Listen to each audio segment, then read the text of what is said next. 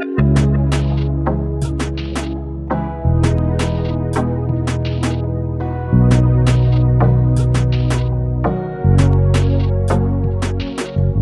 always wanted to get my hands on a set of Simgot IEMs because some of them look absolutely gorgeous, but I've also wanted to see how they sound.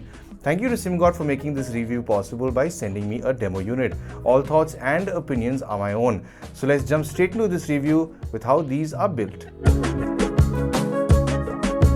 This has got a very professional feeling unboxing experience, which will be a nice welcome for any first-time IEM owner. Upon sliding the inner box out, you'll see the Simgot brand logo tastefully printed on the box. Upon opening it, you'll see the silver chrome finished IEMs ready and waiting to be plucked out to use. Next to it is its accessory box, which holds 3 ear tips, small, medium and large, as well as a soft carry pouch for when you want to travel with these. There's another box which holds the literature as well as the cable that has to be connected to the IEMs. Moving on to the cable, it's an oxygen-free copper silver-plated cable which has a detachable 0.78 mm 2-pin connector on the side of the IEMs, and it's terminated to a 3.5 mm jack on the other end. It's well made and smooth, so won't cause any rubbing sounds when the cable moves across your shirt or collar. The ear loops have a nice tension to them, so they help with these sitting securely. There's a Simgot logo on the binder in the middle of the cable, and you don't get a microphone with this set of IEMs. The IEMs themselves are beautifully made with an all-metal body and have a silver chrome finish, which does look quite premium, but it does tend to be a fingerprint magnet. You'll find some text on the faceplate that says "Salute to Art and Science" along with Simgot High Resolution, and on the inside of the IEM you'll see the model name mentioned near the left and right markings for each monitor. You'll also find 2 venting ports on the IEMs, which does contribute towards how these sound. The ear tips provided are a soft silicone material which are comfortable to wear without any discomfort, but I have found the design of these IEMs to bother my left ear over longer listening sessions since it has a smaller concha than the right ear. It could be because of how it's designed, but when I play around with the placement of it, the discomfort disappears. So this might not be for anyone with smaller ears.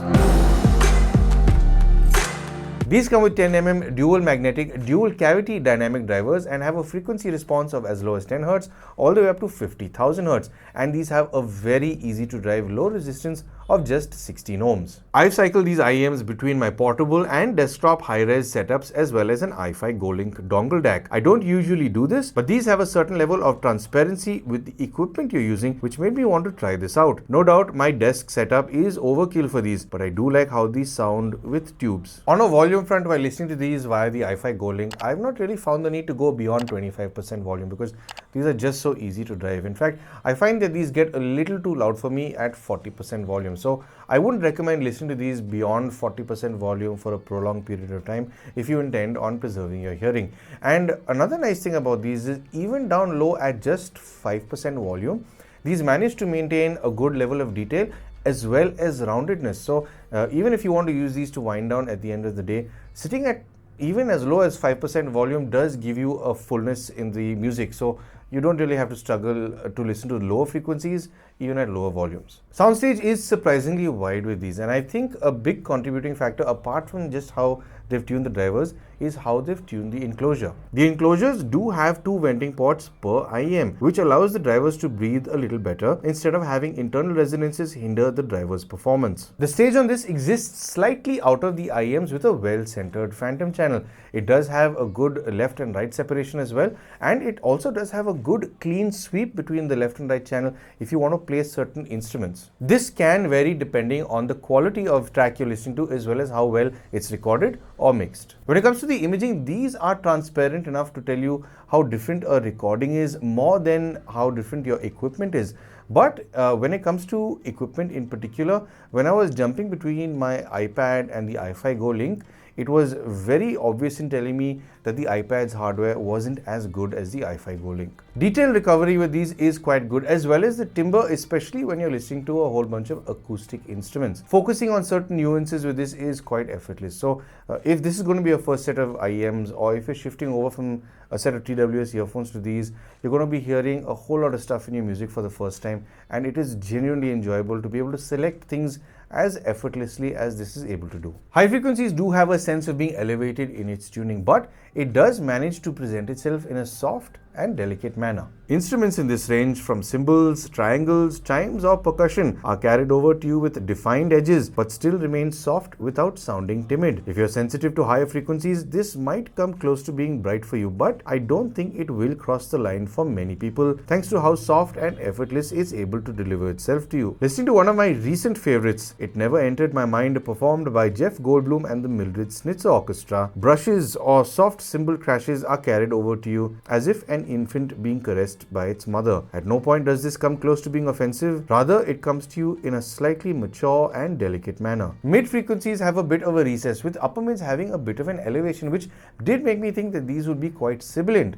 These can be, but only slightly, and it depends on what kind of recording you're listening to. Listening to older recordings from the 60s makes this more apparent, but when you listen to newer recordings and mixes, this performs just right. There's no roll-off in the lower mids, so this range is full and well detailed and doesn't make male or female vocals sound nasal. It's able to bring across a texture with some vocals if the artist has a certain huskiness in their voice. There is good separation between vocals and instruments in this range, and because of how detailed this range sounds, it's made me gravitate to an operatic piece of music, a genre I usually don't listen to. Listening to Sabine Devielle and Marianne Krabasa performing the flower duet, the strings, horns and the vocals sing to you, intertwined within one another in perfect harmony, yet have good separation to be able to appreciate this fine recording of this beautiful piece of music. Despite Sabine and Marianne's voice being as powerful as they are, you can decipher between their tonal quality quite easily with these IEMs. If you close your eyes to enjoy this track, it's Goosebump City right here. These get this range quite right with well recorded and mixed tracks. Somehow listening to these IEMs makes me gravitate to good recordings rather than any pop genres because of how well they carry their detail. Low frequencies aren't as recessed as the mid-range, so it does have some good energy,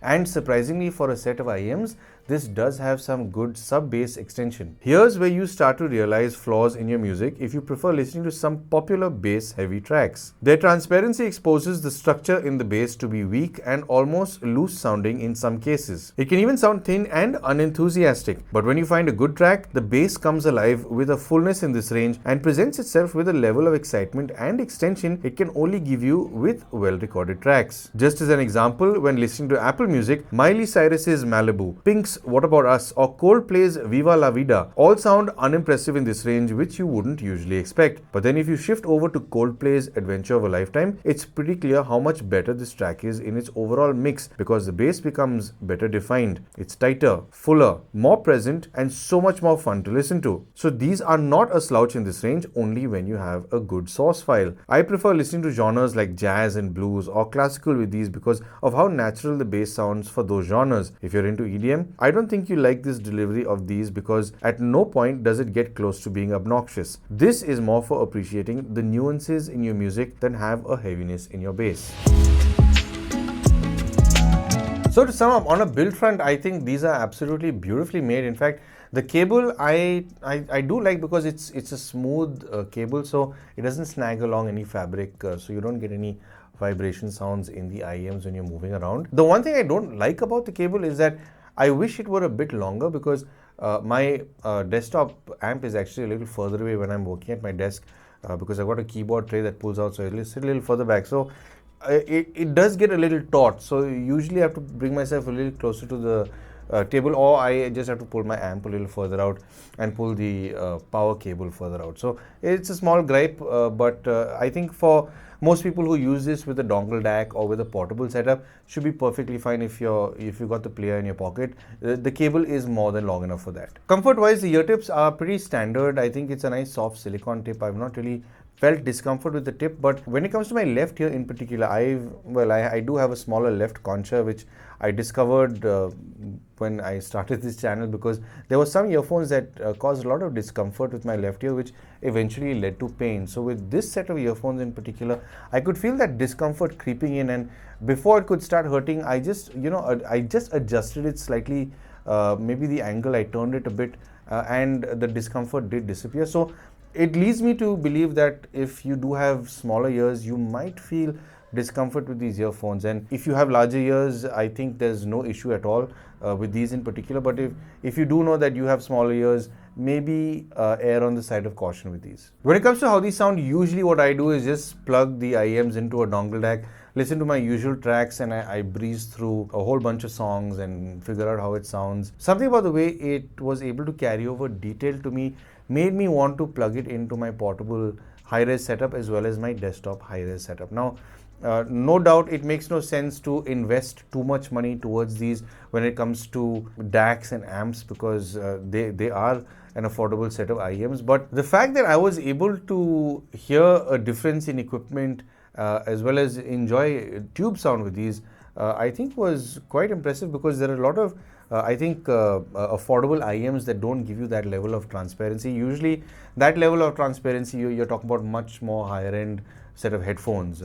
So I was a bit surprised to see the minor differences in the details that it brought across. So it is quite impressive that it can do this. And overall, the way it delivers its overall sound, I think it's more balanced than anything else. It does have a little seesawing going on here because the bass is a little more elevated than the mids. I'm glad that it doesn't have recessed lower mids. I also do like the fact that the upper mids aren't too bright, so it can get sibilant if you're listening to Beatles era music from the 60s.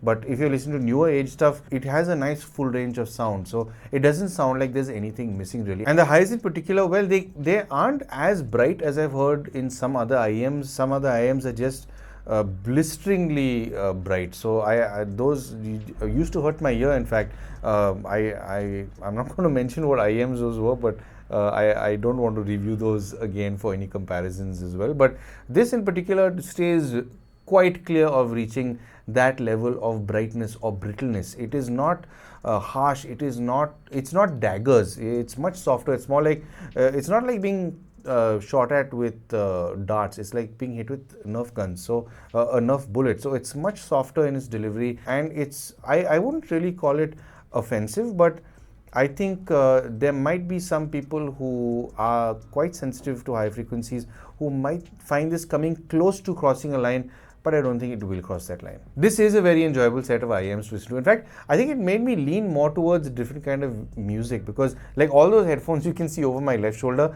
I prefer each one for different genres of music because each one has a different strength. So this one in particular made me want to listen to jazz and blues and orchestral music, which I've not heard in a very long time, but it was genuinely enjoyable to listen to this music with this. Now, I didn't want to go over to the pop stuff. I didn't want to listen to music from the 90s or music from the early 2000s or anything dance really. It made me want to listen to better recordings in particular. So even if you're getting into the audiophilia or this new hobby of IEMs, I think this is a very good set of earphones to pick up, because it will pull you towards different kinds of music. It will expose you to different genres of music if you haven't listened to these genres already. But overall, I would say that this is absolutely terrific value for money. So how much do these cost? Well, at the time of recording this video, well, you can buy this from Headphone Zone here in India.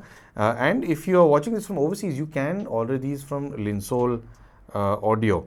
So at the time of recording this video, these have a maximum retail price of 4,999 here in India, but you can buy these from Headphone Zone for 4,390, and if you're buying this from Linsol Audio, you can buy these for about $39.99. So I'd say this is pretty good value for money, because the overall build you get with these, be it the cable or the body, the effort that's gone into making the drivers, the effort that's gone into making this look like it does. I'd say even the venting ports contribute towards that slightly wider stage that these have. I'd say this is terrific value for money, especially if you're just getting into the whole audiophilia hobby. These are a terrific first set of IEMs to start with. Granted, there are things that are a little more affordable, and when it comes to comparing these with those, I've not done too much A/B testing. I was literally just testing one or two IEMs because my wife was trying them out, and they sit in a more affordable bracket. I can honestly say that these do deliver a better level of detail. It's sharper, it's more defined in its overall detail, and the stage is also slightly wider. So I'd say if you do have the slightly more higher budget to spend on these than entry-level IEMs, this is the way to go. So I hope you found this video helpful and informative, and I hope I've helped you make some sort of purchase decision. If you would like to support the channel, I'm sure you know exactly how to. But of course, thank you for tuning into Paul's POV for some sound advice.